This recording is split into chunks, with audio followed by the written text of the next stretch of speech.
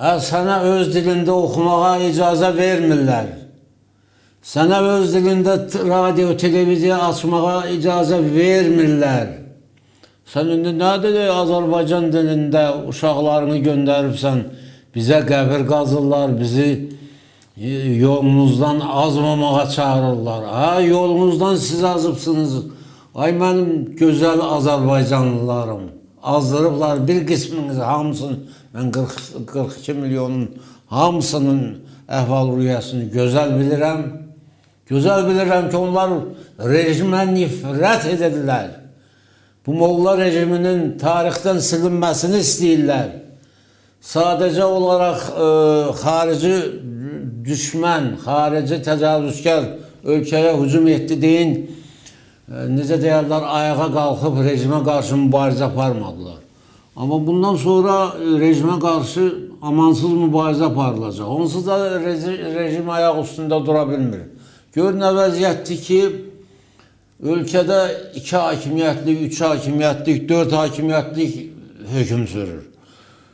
Ölkədə yerindən qalxan çiyninə bir general rütbəsi paqonu taxıb özünü Sepahın generalı elan edir və ölkənin idarəsini güya bunlar edirlər.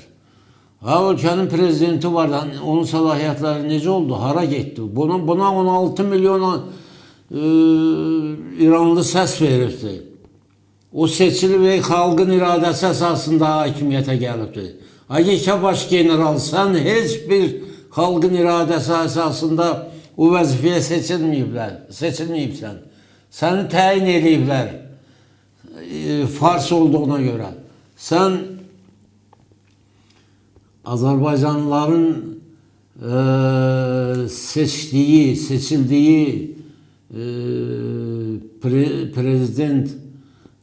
prezidentin səlahiyyətlərini neyiniyibsiniz, hara gizlədibsiniz?